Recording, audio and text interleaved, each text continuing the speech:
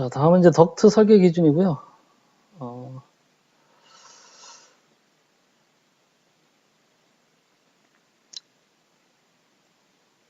그, 뭐 일반적인 기준인데 풍속이, 우리가 쓰는 이제 사무실 공조용 덕트는 풍속이 15m/s 이하고 정압이 500파스칼 미만인 경우에 저속 덕트를 하고, 정압이 500파스칼을 초과하는 경우 고속 덕트를 하는데 이제 속도도 달라지지만 이게 이렇게 구별해 놓은 이유는 덕트판의 두께가 달라지죠.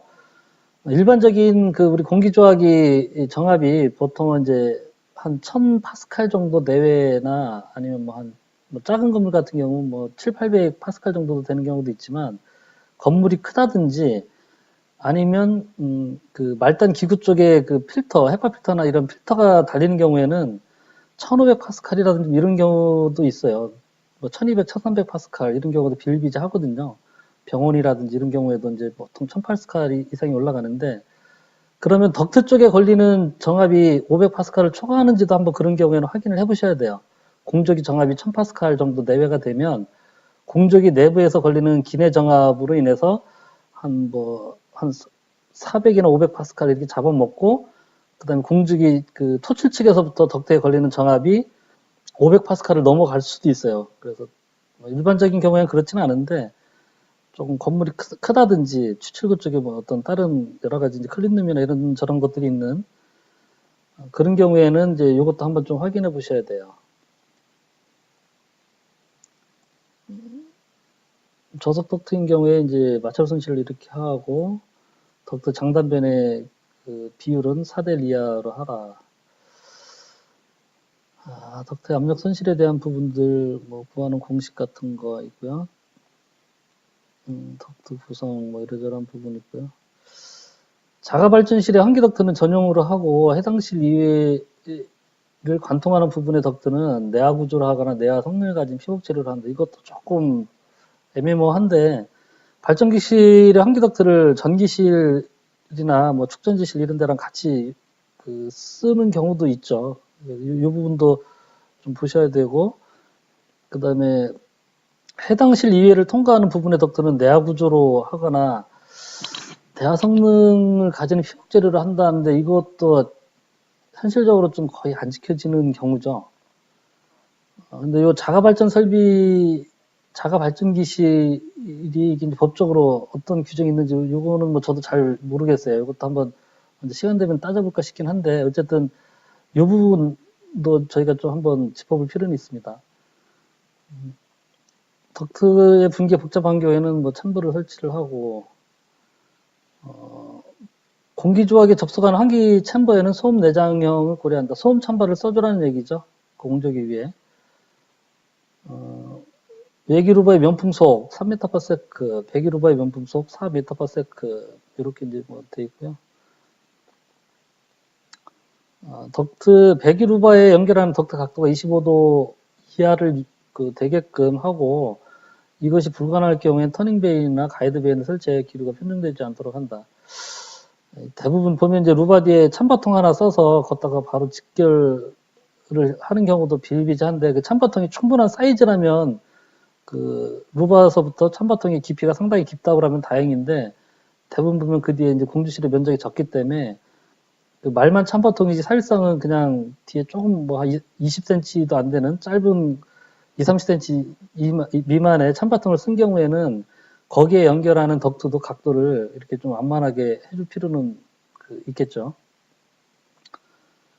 치출구, 흡입구, 디퓨저나 이런 것들이죠. 치출구는 주덕트에 직접 연결하지 않는다. 메인 덕트에는 가급적 연결하지 말라는 얘기죠. 풍량 제어도 잘 안 되고 소음도 많이 나오고. 각형 디퓨저. 도달거리는 천장면으로부터 바닥 위 1.5m까지를 이제 도달거리로 해서 이제 디퓨저 선정을 하라는 얘기고, 그릴이나 뭐 라인 디퓨저. 라인 디퓨저 같은 경우는 이제 벽이나 창가 쪽에 설치할 때 벽에서부터 15cm 정도 일반적으로 커튼 박스가 설치되면 뭐 이 정도는 일반적으로 이제 띄어지긴 하는데 뭐 이것도 한번 이제 보실 필요는 있고요. 너무 가깝게 붙이면 나중에 결로라든지 이런 게 생길 수 있겠죠. 냉박 때. 그다음에 위생입니다. 이제 위생기구 설계 기준이고요. 여기는 이제 건물별로 필요한 위생기구 수가 나와 있어요. 건축에서도 이제 이 부분들을 주로 이제 위생기구는 건축에서 이제 화장실 설계하면서 위생기구 숫자가 픽스가 되게 되는데 우리 설비 쪽에도 이런 부분들이 있습니다. 이거는 예전에 이 국가건설 기준에 설계 기준이 들어오기 전에 예전에 이제 국토교통부 쪽에서 하여간 예전 2006년도인가요? 뭐 예전에도 이제 설계 기준을 그 대한설비공학회에서 의뢰받아서 이렇게 만들었던 적이 있는데 그때는 없었어요. 이게 이제 요 근래 2016년도에 그 국가건설 기준으로 그 표준 시방사하고 건설 기준 이런 것들이 설계 기준 이런 것들이 다 이제 코드화되고 해서 재정비가 되면서 세부적인 내용들이 굉장히 많이 좀 보완이 됐거든요. 뭐 이런 그 사람 수에 따라서 그 대변기, 소변기, 세면기 뭐 이런 거 있고요. 음용수기까지도 있고 청소 싱크에 대한 부분이 있어요. 우리가 청소 싱크가 생각보다 좀 많이 빠져서 나중에 실제 건물 사용하다 보면 굉장히 불편한 경우가 많아요. 걸레 빨대가 없어서 세면기 밑에 앵글 밸브에다가 수도 꼭지 하나 더 달아서 뭐 호스 연결해서 쓴다든지 이렇게 되는 경우가 있는데 이런 부분들은 우리가 현장에 있는 기술자들이 청소 싱크는 반드시 좀 잘 챙겨줘야 될 것 같아요.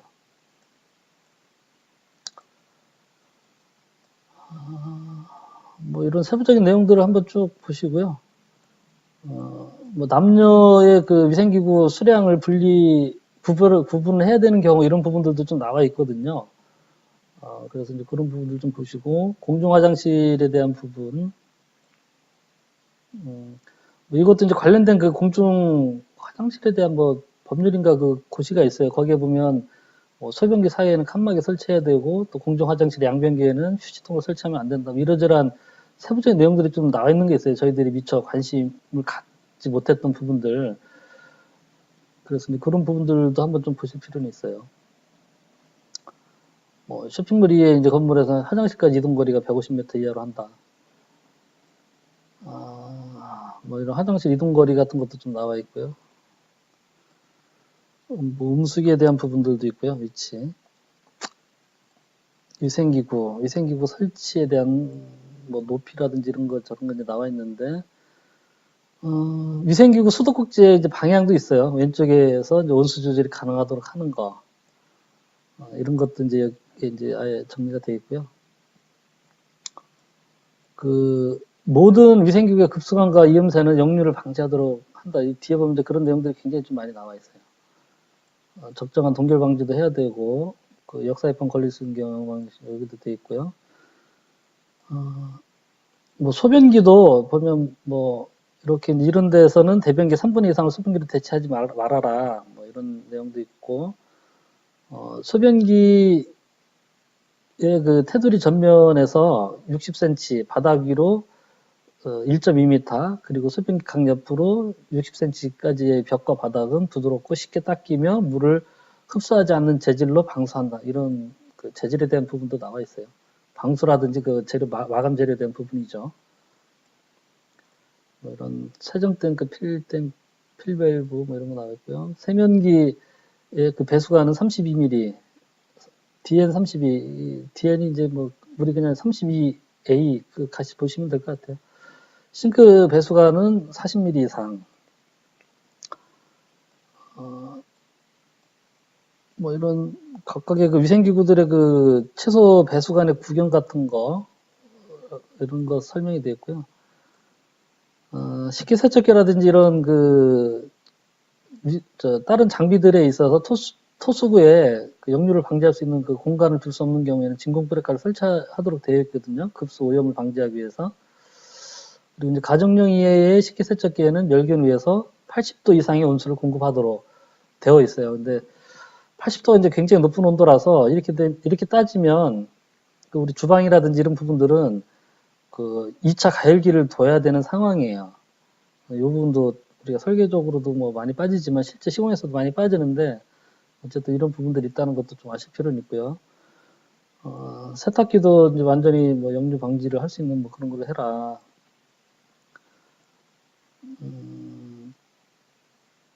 비데도 마찬가지고요. 비데에는 물 그 최대 온도를 43도 이하로 하라 뭐 이런 내용들도 있고요.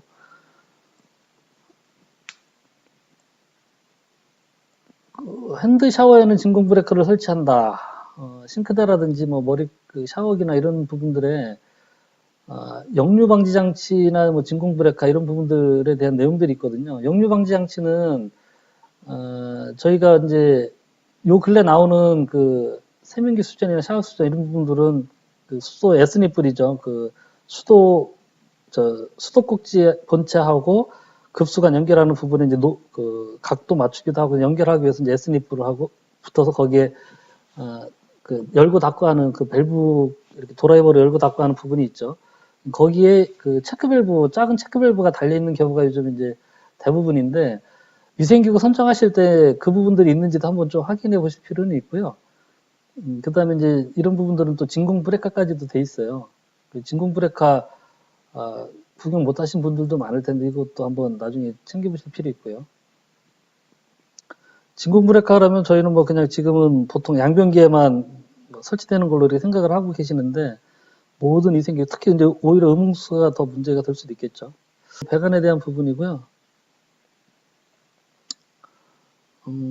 뭐 절수 설비 설치하라는 부분, 그다음에 일일 급수량 산정하는 거에서 이제 뭐 생활용 급수량은 이제 사람에 따라서 이제 하면 되고, 그다음에 냉각탑 있는 경우 냉각탑에 그 냉각수 순환 수량의 1에서 2% 정도를 비산돼서 날아간다고, 비산이나 증발에 의해서 소진된다 보고 그것도 이제 그 급수량 산정할 때 포함시켜야 된다는 얘기죠. 관지를 선정하는 거는 이거는 이제 또 대한설비공학과에 있는 거기 가면 또 이제 그 설계 기준이나 시방 같은 게 있어요. 그 내용을 따르라는 부분이고요. 요런 부분들은 제가 나중에 따로 또 한 번 더 소개를 해드리도록 하겠습니다. 급수 설비할 때 이제 고려사항의 유량이라든지 압력에 대한 부분들 나와 있고요. 여기 보면 이제 보통 뭐 나머지 일반적인 것들은 그 55kPa, 0.5kg, 5m 양정 그 정도면 되고요. 샤워기는 0.7kg, 7m 양정 정도 있어야 샤워가 좀 되는 거고요. 어느 정도 물빨이 있어서 샤워기 중에 이제 그 온도 감지식이라든지 이런 거 있죠, 왜? 그 서머스타트 붙어 있는 그런 그 자동 그 샤워기 같은 경우에는 1.3kg로 돼 있어요. 그게 이제 스프링이라든지 바이메탈 힘에 의해서 혼합을 하다 보니까 압력이 낮으면 제대로 온도 조절이 제대로 안 되는 부분 때문에 이제 이런 부분들이 나와 있는 것 같아요. 소변기하고 대변기 같은 경우에는 1kg예요. 1kg. 1kg 양정이 있어야만 그 밸브식인 경우에 롯텐크는 뭐 이 정도까지 안 가도 되겠죠. 롯텐크는 이제 0.5kg고요. 위생기구 이제 물 최대 소비량 해서 뭐 리터량 나와 있고요. 각종 위생기구들의 최소 관지름이 나와 있어요. 최소 관지름. 그 세면기는 10A죠. 우리 뭐 13수짜리 요즘 K타입 많이 사용하니까 뭐 그런 맥락이고요. 소변기 세정 밸브는 20A입니다. 25 쓰는 경우도 많은데 20A도 있고. 아니죠. 소변기 같은 경우 저희가 15A로 관례적으로 좀 많이 하고 있는데 세정 밸브예요. 후레쉬 밸브. 20A로 돼 있더라고요. 이 부분도 조금 의외였어요. 저도 보면서. 현실에 안 맞는 건지 저 기준이 따져볼 필요는 있을 것 같고요. 뭐 오염방지, 그 수도인입관은 그 부지 배수관하고 1.5m 이상 이객시켜야 되고 그 정도 이제 못하는 경우에 적정한 보호관을 해야 된다. 크로스 커넥션에 대한 게 있는데 이거는 이제 상호간에 그 연결이 돼서 음용수가 오염되지 않게 해라 이제 그런 맥락의 내용인데 그 자가급수관 이제 지하수나 자가 상수 설비 이런 거 보시면 돼. 지하수 생각하시면 되겠죠. 지하수하고 그 시상수도관 사이는 서로 연결하지 말아라 이렇게 돼 있거든요.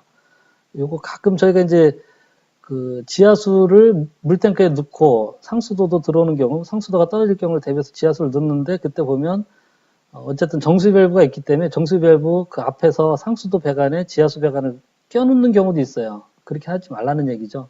오염될 소지가 있으니까. 왜냐하면 지하수는 수질을 감당하기 어려워서 결국은 지하수 따로 정수기 밸브 설치해서 물탱크 들어가고 상수도 따로 정수기 밸브 설치해서 물탱크 들어가서 물탱크에서도 좀 띄워놔야 되겠죠. 역류 방지하려면. 어쨌든 뭐 그런 맥락이고요. 재사용 금지, 장비 냉각이나 다른 목적으로 사용된 물을 음용수 계통으로 쓰지 말아라 이런 얘기예요. 그러니까 우리가 뭐 어떤 뭐 예를 들자면 이제 병원 같은 경우 의료 장비, MRI나 이런 거 촬영 장비 냉각용으로 급수를 쓰는 경우가 있거든요. 그럼 그 급수 수구나 그거는 이제 장비 냉각용으로 쓴 급수인데 뭐 안에는 뭐 서로 이제 오염되거나 이런 게 아니라서 깨끗하지만 그 물을 어쨌든 뭐 혹시라도 이제 그 안에서 뭐 열기한 코일이나 이런 부분에서 손상이 생겨서 오염이 될 수도 있기 때문에 그런 물들은 그냥 음용수 계통으로 쓰지 말고 다른 목적으로 쓰든가 버리든가 해라. 이제 이런 맥락이고요. 상수도 배관이 직접 연결되는 그 소형 그 건물에서는 역류 방지 밸브를 체크 밸브를 써주라는 얘기고요. 그 계량기 2차 측에다 체크 밸브를 써주면 되겠죠. 이것도 안 지켜지는 경우 꽤 있죠. 그다음에 이제 고가 탱크 급수 방식에서는 진공 브레이커를 써서 이거는 이제 그 탱크의 그 수면 밑으로 그 탱크 급수관이 그 수면 밑으로 잠기도록 그렇게 설치하는 경우에는 나중에 거꾸로 그 사이펀 현상에서 이제 밑으로 물이 빠질 수 있기 때문에 진공 브레이커를 써주라는 얘기니까 이거는 뭐 배관을 위에다 띄워놓든가 아니면 위에 그 배관 그 탱크 내 배관의 수면보다 높은 부분에서 숨구멍을 하나 만들어 놓으면 되죠.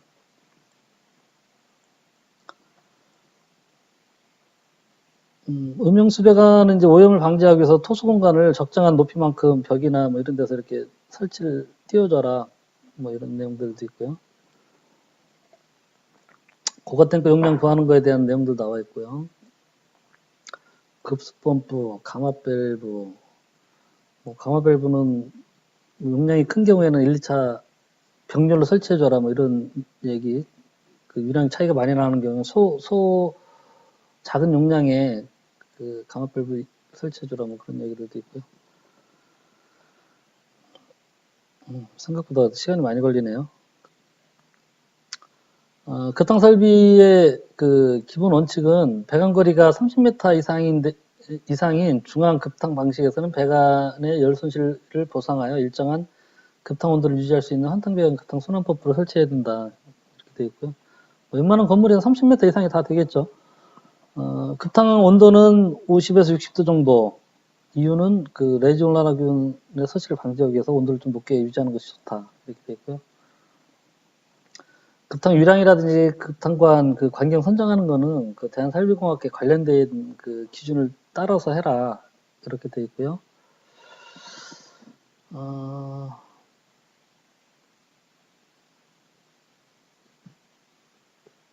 기구 수혜한 방법, 그 급탕 사용량 그 선정할 때 이제 뭐 이런 방법이 하나 되어 있고 각 건물의 위생기구별로 이런 그 위생기구들의 그 1회 그 시간당 급탕 사용량들이 나와 있습니다. 설계 기준이죠. 급탕 가열기, 난방하고 겸용하는 급탕 가열기인 경우에는 급탕 온도를 60도 이내로 제한하기 위해서 온도 조절 밸브를 설치한다고 되어 있는데, 난방과 겸용하는 급탕 가열기가 뭐 한 두 가지 정도 있을 것 같아요. 예를 들자면 지역 난방을 사용하는 중원소를 사용하는 건물에서는 컴팩트 유니트가 난방하고 급탕을 같이 하게 돼 있죠. 근데 그런 데는 컴팩트 유니트 자체에 온도 센서라든지 뭐 그런 게 잘 돼 있어서 그 패키지화 돼 있기 때문에 뭐 큰 문제는 없을 것 같고요. 그거 이외에는 이제 온수 보일러 중에 2회로식으로 되어 있는 온수 보일러가 있죠. 그 열교환 코일이 두 개가 있어서 하나는 이제 난방수를 공급하고 하나는 이제 급탕수를 공급하는 경우에 거기 같은 경우는 어차피 이제 보일러가 그 한쪽의 온도를 기준으로 해서 이렇게 하게 돼 있는데 어쨌든 뭐 혹시나 또 난방 온도는 80도고 급탕 온도는 뭐 60도인데 그렇게 되면 이제 보일러는 어느 조건에서 꺼져야 되느냐 이런저런 문제 생길 수 있겠죠. 한번 그럴 때 체크해 볼 필요가 있을 것 같아요. 급탕 탱크에는 온도 상승에 따른 그 팽창이 있기 때문에 팽창 탱크를 반드시 설치를 해주고 급탕 탱크 급수관에는 역류하지 않도록 체크 밸브를 설치해 준다. 간혹 이게 도면에도 빠지고 시공에도 빠지는 경우가 있는 것 같아요. 급탕 탱크에는 릴리프 밸브, 사이폰 방지용 릴리프 밸브, 진공 릴리프 밸브를 설치하도록 되어 있고, 상부에 또 이제 압력 릴리프 밸브, 이거는 안전 밸브죠. 이게 설치하게 되어 있고요.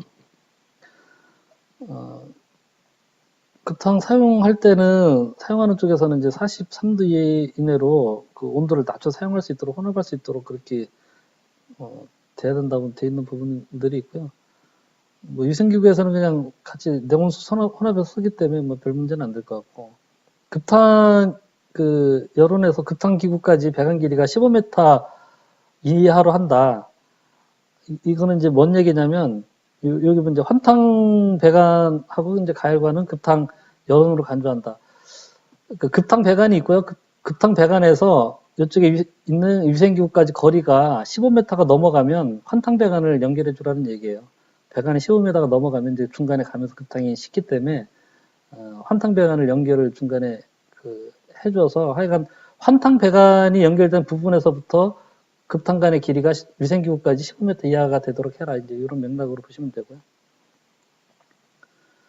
뭐 배관의 보온에 대한 부분이 있고, 이것도 잘 안 되는 부분인데, 환탕 배관, 급탕 환탕 배관에서 이제 유량 분배가 사실 원칙적으로 환탕 배관도 우리 펜콜 배관에 리버스 리턴 해주듯이 역순환 방식으로 배관해주는 게 맞거든요. 근데 대부분 보면 그냥 급탕 배관 이렇게 올라가면 환탕 배관도 그냥 똑같이 올라가서 그냥 각 층에서 이제 급탕 배관 끄트머리에서 환탕 배관 따오고 또 그 밑에 층도 급탕 배관 끝에서 환탕 배관 따오고 이렇게 해서 그냥 밑으로 끌고 오면 결국은 요 입상 주관은 리버스 리턴이 안 되죠. 입상 주관을 리버스 리턴 하려면 급탕관 올라가고 환탕관을 밑에서부터 끌고 올라가서 꼭대기 가서 다시 끄집어서 이제 내려오면서 각 층에 환탕관들을 묶어서 기계실로 가야 되는데 사실 저희가 그렇게 하는 경우가 거의 없죠. 거의 없어요.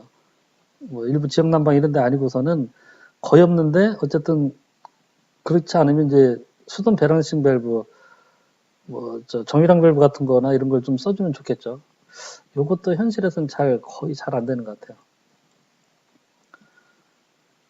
또 저렇게 안 해도 또 뭐 급탕이 너무 식어서 문제되는 경우도 또 딱히 없는 것 같긴 한데 어쨌든 저런 내용들을 알고 계실 필요는 있고요. 배수 통기관에 대한 부분이고요. 배수하고 통기관.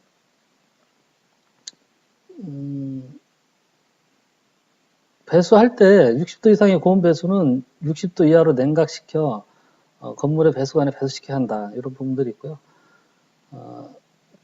급식시설 주방 같은 데는 이제 오수관이나 배수관이 노출되지 않도록 해야 된다.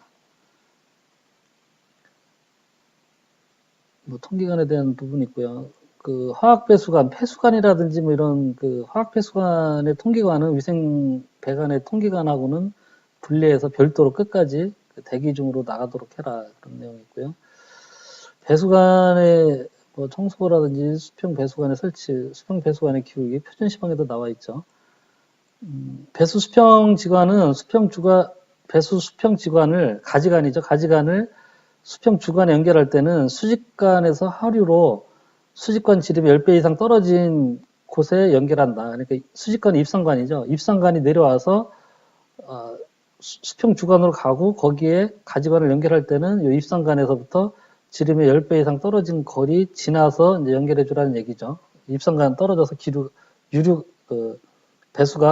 배수의 흐름이 어느 정도 안정적인 상태가 좀 되고 완만해졌을 때 이제 거기에 연결되도록 해서 하라는 얘기고요.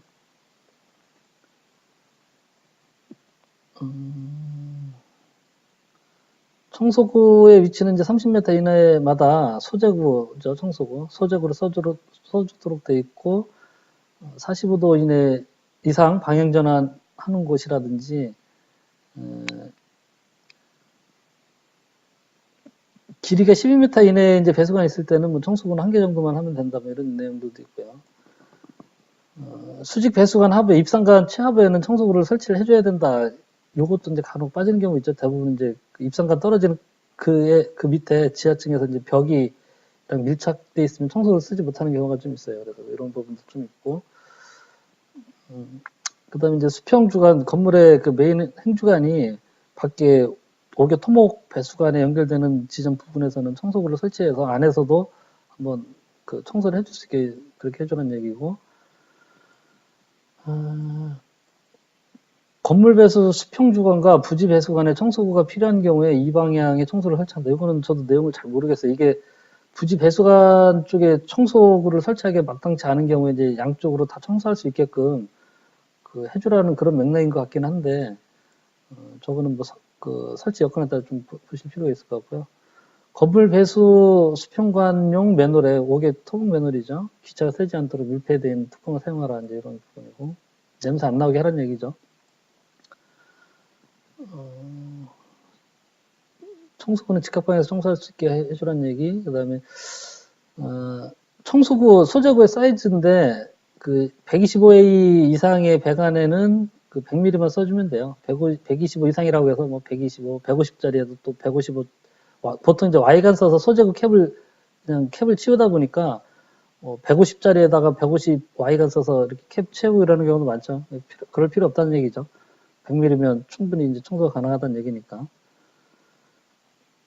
기구 배수 부하 단위에서 이제 그 배수관의 관경 선정하기 위해서 그 각 기구들마다, 위생 기구들마다 그 배수 부하 단위가 있어요. 나중에 다른 부분에서 세부적인 내용들은 보고요. 이렇게 이제 건물의 종류마다 위생 기구별로 기구 배수 부하라는 게 있구나. 이제 이런 부분들 보시면 될 것 같고.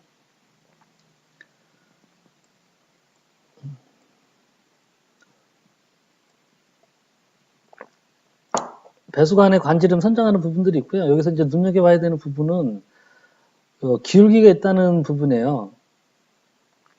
그 건물의 그 배수 수평 행주관이죠. 그 건물의 맨 밑에 지하층에 있는 그 메인 행주관에 그 관경 선정하는 거는 이제 관경을 이 기울기에 따라서 달라요. 그래서 저희가 그 표준 시방에 있는 내용에 따라서 그 밑에 이제 행주관의 사이즈가 얼마에 따라서 요 기울기가 이제 정해지겠죠. 그러면 그것도 거기에 맞춰서 이게 선정이 되기 때문에 나중에 실제 시공을 하실 때 그 배수관은 반드시 기울기를 잘 맞춰서 설치를 하셔야 돼요.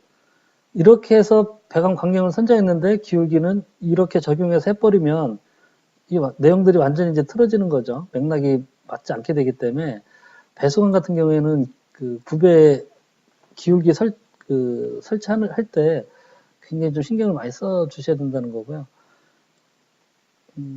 계속 이제 뭐 그런 광경에 따른 그 배수 광경 선정하는 기준들 좀 나와 있고요.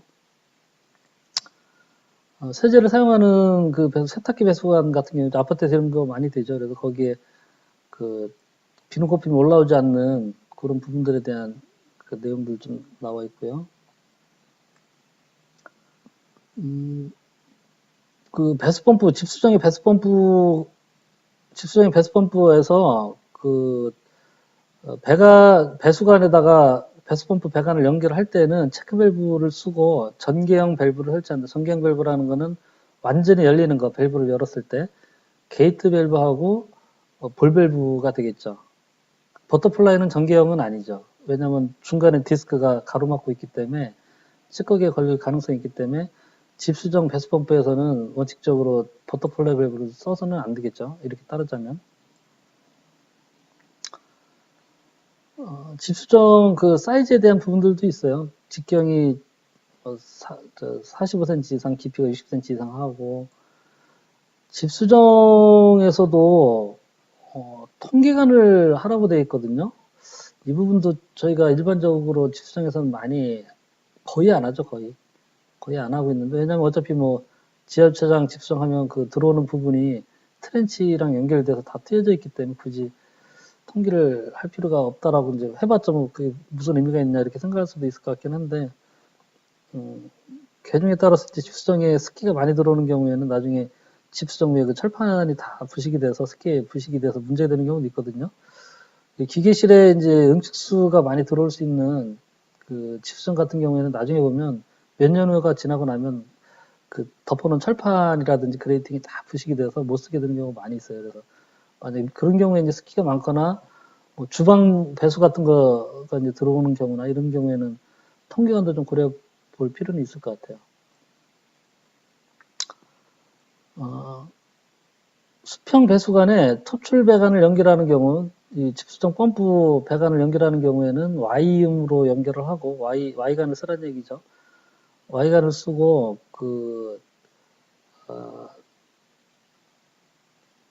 수직관이나 배수 수직관, 또는 이제, 기구의 배수관, 위생기구가 연결된 그 배수관, 이런 부분에 그 하부에서 직경 10배 이상의 거리를 띄어서 이제 배수펌프에서 토출되는 배관을 연결해 주라는 얘기죠. 그 주위 이런 수직관이라든지 위생기구 그 배수에 영향을 미칠 수 있기 때문에. 오수펌프에 대한 뭐 부분들이 있고요.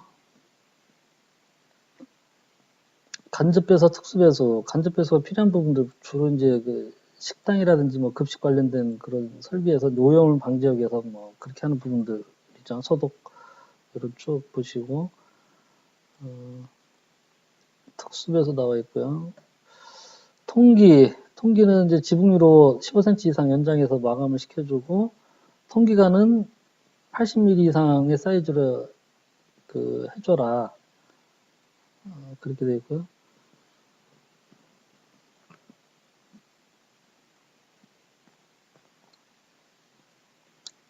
모든 통기구는 계급 위로 0.9m 이상 높게 설치하거나 계급 위에 수평을 3m 이상 떨어뜨려서 냄새가 들어오지 않도록, 실내로 들어오지 않도록 해주라는 그런 얘기고요. 이것도 조금 보실 필요는 있고,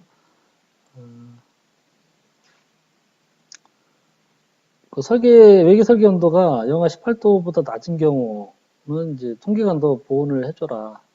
안에서 그 습기들 때문에 통기관이 얼어서 통기관이 막히는 경우가 생길 수 있으니까.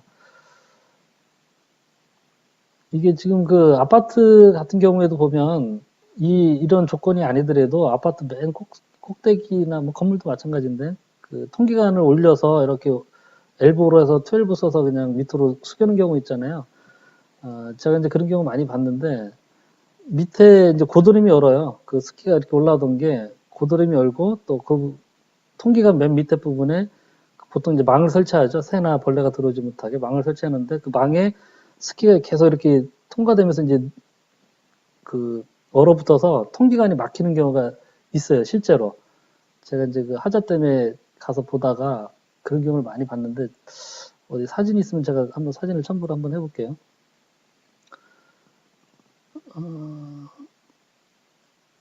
뭐 통기관 설치하는 거에 대해서 이제 나와 있고요.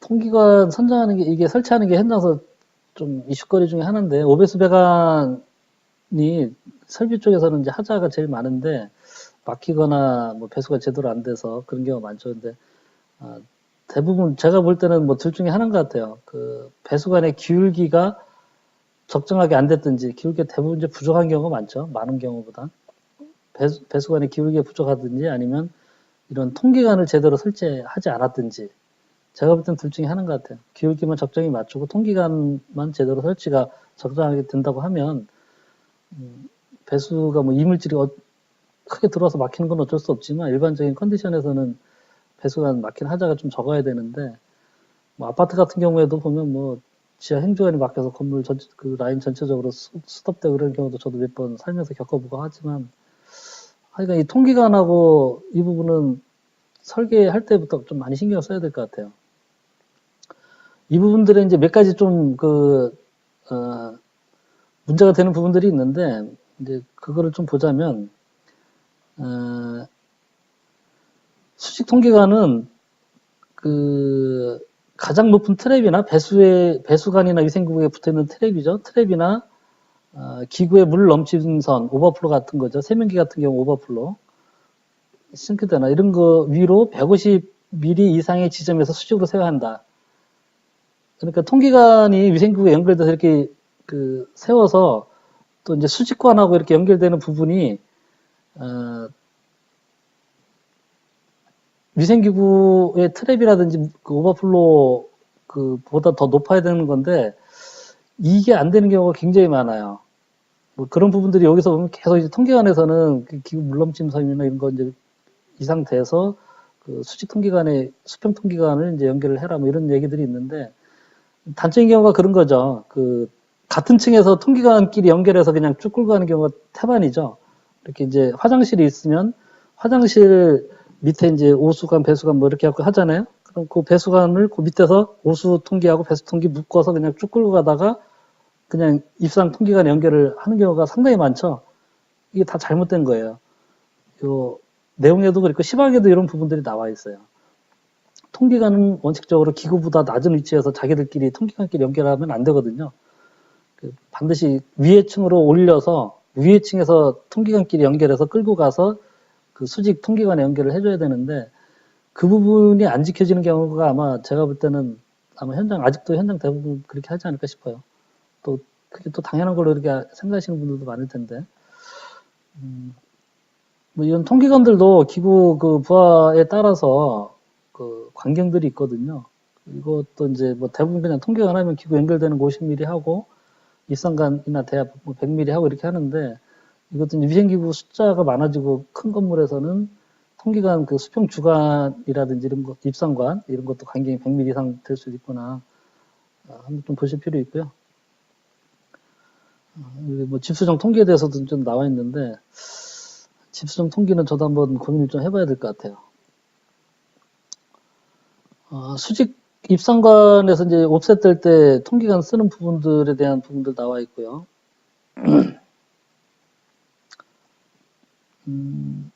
뭐 그런 내용들 쭉 보시면 될 것 같아요. 지금 통계관에 이제 그 종류에 대해서 뭐 이렇게 쭉 나와 있는데 이게 문제는 이런 그 통계관을 어떻게 설치하느냐에 대한 세부적인 기준이 안 나와 있어요. 여기 설계 기준에도 그렇고 시방서 표준 시방서에도 그렇고 이렇게 이제 뭐 신정 통기니 뭐 원 통기니 회로 통기니 도표 통기니 뭐 결합 통기 쭉 이런 부분들에 대해서 설명이 돼 있는데 이 부분을 그러면 그 뭐 위생기구들이 쭉 층에 깔려 있을 때 배수관 쭉 끌고 가는 그 실제 상황에서 어디에 어떻게 연결해라 이런 부분들에 대한 내용들이 다 안 나와 있거든요. 종류만 지금 쭉 해놨지.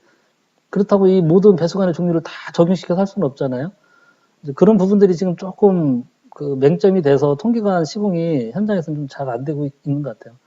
예를 들어 뭐 이런 회로 통계관 같은 경우도 위생기구 8개까지 묶으라고 돼 있는데 그럼 8개 지나고 나면 또 한 번 더 그 통계관을 연결을 해줘야 되겠죠. 이런 부분들에 대해서는 저희가 이런 내용들을 좀 잘 살펴보고 현장에서 어떻게 적용할 것인가 좀 고민해 보실 필요가 있고요. 제가 이 부분은 나중에 다른 기회에 다시 한번 좀 말씀을 드려볼게요. 제가 하고 있는 부분에 대해서. 단일 수직한 통계 방식, 뭐 그런 내용들 쭉 나와 있고요. 통기밸브, 우리가 이제 통기밸브 요즘 간혹 쓰는 경우가 있긴 한데 저는 개인적으로 통기밸브는 반대입니다. 뭐 저도 이제 예전에 이거 제품 나왔을 때 초창기에 좀 써보긴 했는데 시간이 지나고 나면 좀 막히는 것 같아요. 그 안에 이제 이렇게 그 압에 따라 살짝 들렀다 놨다 하게 되는 그 판이 시간이 지나면서 이제 이런 배수관에서 나오는 진득한 그런 습기라든지 오염물질 뭐 이런 것도 있고요. 또 거기에 보니까 이제 거미줄이 많이 쳐지더라고요. 그래서 그게 고착이 되거나 그 진득하게 달라붙어서 제대로 작동이 안 되는 경우, 그래서 그게 열려서 천정 위로 그게 설치된 천정 위로 냄새가 배수관에 냄새가 나오는 경우도 좀 있었고요, 실제. 그래서 뭐 저는 이제 이거 설치했다가 나중에 하자 걸려서 좀 그냥 떼버리고 캡으로 막아버린 경우도 있긴 한데 뭐 당장은 괜찮을지 모르지만 나중에 이제 그런 아까 말씀드렸다시피 고착되거나 뭐 거미가 거미줄 치면 또 말짱 꽝이겠죠. 그러저런 하자거리를 생각한다면 가급적이면 설치하지 않는 게 제가 볼 때는 좋을 것 같습니다. 통계밸브는. 트랩과 포집기, 트랩에 대한 부분들 있고요. 포집기는 뭐 그리스나 뭐 모래, 오일 뭐 이런 것들 잡는 거죠. 필요한 부분들을 이제 설치를 하시는 거고. 그다음에 오수정화 및 물 제용 시설에 대한 이제 설계 기준이고요. 이거는 이제 우리 오수 처리 시설하고 그 빗물 제용 시설, 그다음에 중수 처리 시설 뭐 이런 부분들에 대한 건데 그 뭐 이런 수질은 그 하수도법에 따라라. 그다음에 배수펌프 유량은 최대 처리 수량의 30분 이내 배출할 수 있는 용량으로 해라. 뭐 빗물 이용 시설이라든지 이런 것들에 대한 부분, 중수 처리 시설에 대한 뭐 내용도 이런 거 관련된 기준들이 있어서 이제 그런 부분들에 따르라고 간단히 언급만 해놓은 거고요. 세부적인 내용들은 그쪽을 보라는 얘기죠. 우수 배수 설비,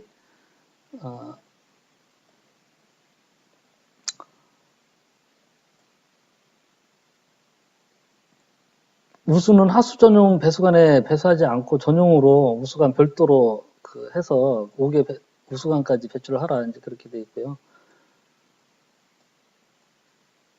그 우수관의 관리를 선정하는 그 부분에 대한 내용들이 있습니다. 그래서 이것도 보면 강우량에 따라서 이제 배관경 이렇게 돼 있고요. 그래서 광우량을 어떤 걸로 할지도 이제 발주처랑 결정을 해줘야 되겠죠.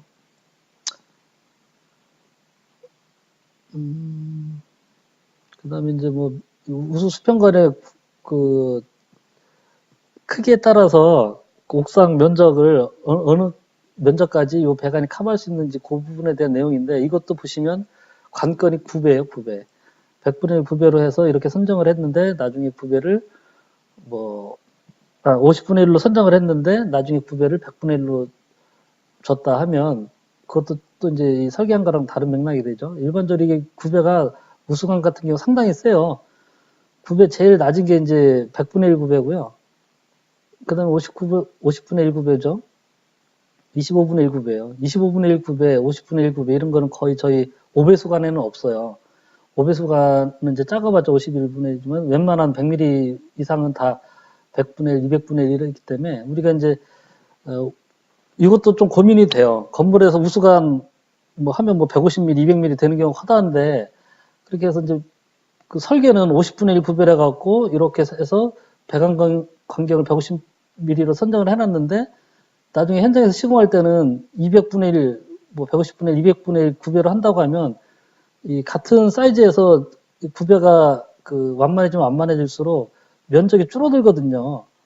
결국은 물이 그만큼 이제 그 환경 선정이 잘못된 거죠. 그래서 이 부분이 굉장히 좀 현장에서 맞추기 어려운 부분이에요. 광경들이 대부분 다 이런 큰 사이즈들인데 대부분 또 설계업체에서 설계할 때는 이렇게 돼 있기 때문에 중간에 50분의 1 구배로 선정하는 경우가 상당히 또 많아요. 100분의 1로 그나마 해주면 다행인데 그렇게 해놓고 시공은 또 200분의 1로 이렇게 해버리면 맥락이 설계랑 맞지 않아서 잘못되는 부분들이 있기 때문에 이 부분도 반드시 한번 체크를 해보셔야 되고요. 수직벽은 그 바닥 그 수직벽에 2분의 1로 환산을 해서 바닥 면적으로 더해주시면 된다. 뭐 그런 얘기고요. 내용들 좀 읽어보시면은 알 것 같아요. 여기도 보면 다 구배들이 좀 적죠. 9배들이 좀 세죠. 25분의 1 상당히 센 거죠. 25분의 1 작으면 작을수록. 지하수 디오터링 같은 거 이런 유공간은 100mm 이상으로 하라. 뭐 이렇게 되어 있고요. 지하수 집수정에는 통계관을 설치하지 않아도 된다. 뭐 이런 내용도 있고. 집수정과 배수펌프, 공동구의 배수펌프, 공동구나 이런 데는 그 물에 한번 잠기면 피해가 크기 때문에 이 수준펌프 그 용량이 이제 유입수량 200불 이상 좀 하게끔 그렇게 돼 있고요. 유지보수가 이제 인력으로 올리기 어려울 때는 상배에 펌프 인양 장치를 설치를 하게끔 그렇게 돼 있는데 이것도 도면에 표현이 잘 안 되는 경우가 많고요. 우수 유입구에는 오물 걸름망을 설치하라는 부분이 있어요. 물론 이제 요거는 공동구 배수 설비이긴 한데 뭐 이런 부분들도 좀 일반적인 상태에서 이제 유입에 우려가 있는 부분은 고려해 보실 필요 있을 것 같고요. 그다음에 이제 자동 제어 설비고요. 자동 제어에 대한 그 설계 기준도 있어요. 아마 처음 보시는 분들도 많으실 텐데 이제 그런 용어에 대한 설명들이 좀 있고요.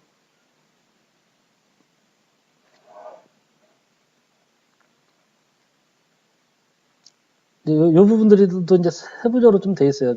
이제 앞에는 이제 총칙의 일반적인 용어 설명 이런 부분들이고, 이제 중앙관제 설비에 대한 설계 기준.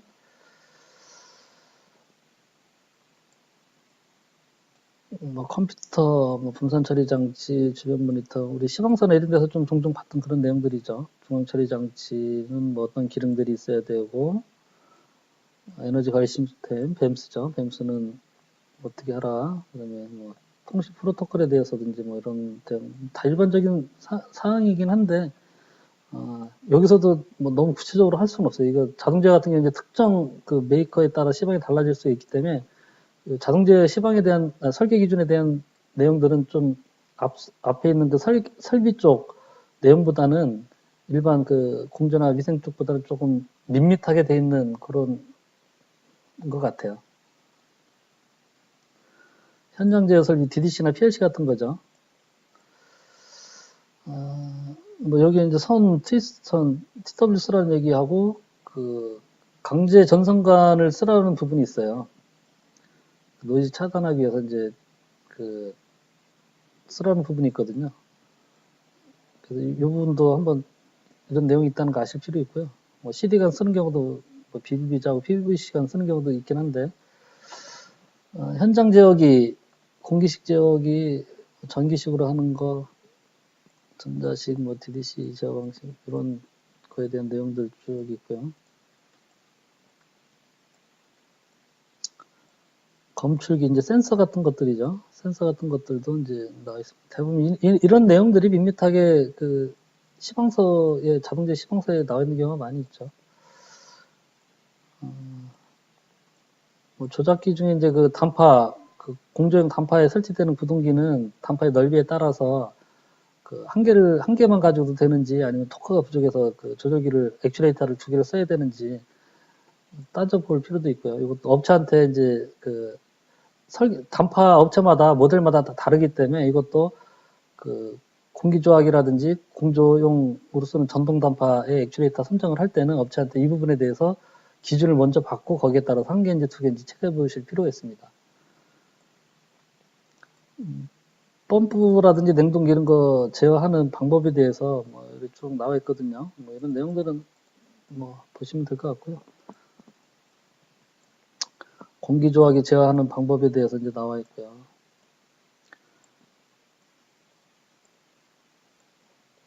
내용들을 한번 나중에 보시면 상당히 좀 잘 나와 있어요. 그 꼼꼼하게 잘 나와 있고 현장에서 또 현장 여건에 따라서 뭐 적용할까 안 할까 이제 좀 거르긴 해야 되지만 한번 이런 내용들을 쭉 보시면 그 업무 보시는데도 굉장히 좀 도움이 많이 되실 것 같아요. 자동차 설계 시 고려사항, 그래서 이제 뭐 밸브 음량 계산하는 거, 공기 조작이 할 때는 어떤 거 고려해라. 이제 환기 설비 제어할 때 필요한 거, 주차장은 뭐 이렇게 해서 이제 어떤 방식으로 하고 잘 나와 있죠. 위생 설비에서 이제 수위 감시하는 거. 여기 보면 배관내 공급 압력을 감시하도록 돼 있어요. 우리가 그 급수 부스터 펌프에서 보면 주로 원격 온오프하고 이제 그 상태, 그다음에 통합 알람 보통 그렇게 받는 경우가 많은데 공급 압력은 안 받는 경우가 아마 거의 대부분이지 않을까 싶어요. 근데 사실 급수 부스터 펌프에서도 공급 압력이 핵심이기 때문에 그거를 일상적으로 자동차 컴퓨터를 통해서 그 통합방재실이나 중앙감시실에서 볼 수 있게 해주는 게 맞을 것 같아요. 이게 설계에도 이렇게 하라고 돼 있는데 이 부분들도 좀 잘 현장에서는 안 지켜지는 부분이고요. 급탕 설비, 그다음 이제 뭐 배수 설비, 우수 설비,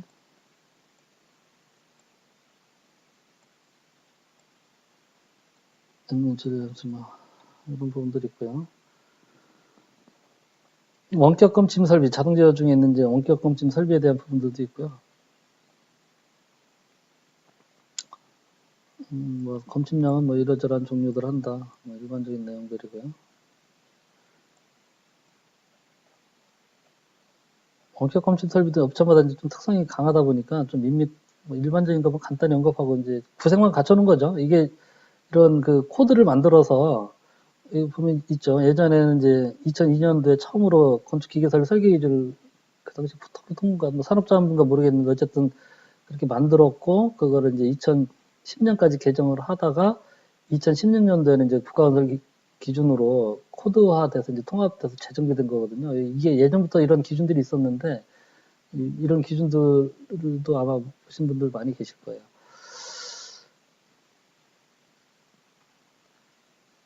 도시가스에 대한 부분들이고요. 뭐 가스 소비량 산정하는 방법, 가스관 유량 산정하는 방법, 압력은 뭐 어떻게 된다라는 거, 가스배관 지름 선정하는 방법, 이런 부분들은 저희가 도시가스 업체가 처음에 기술 검토서 해서 이런 부분들 다 계산을 해서 가져오죠. 그 데이터 자료들 다 첨부해서 이제 그 가스안전공사에 기술 검토서를 제출하기 때문에 뭐 저희가 딱히 이런 부분들 챙기지 않아도 잘 되고는 있어요. 이런 부분들은.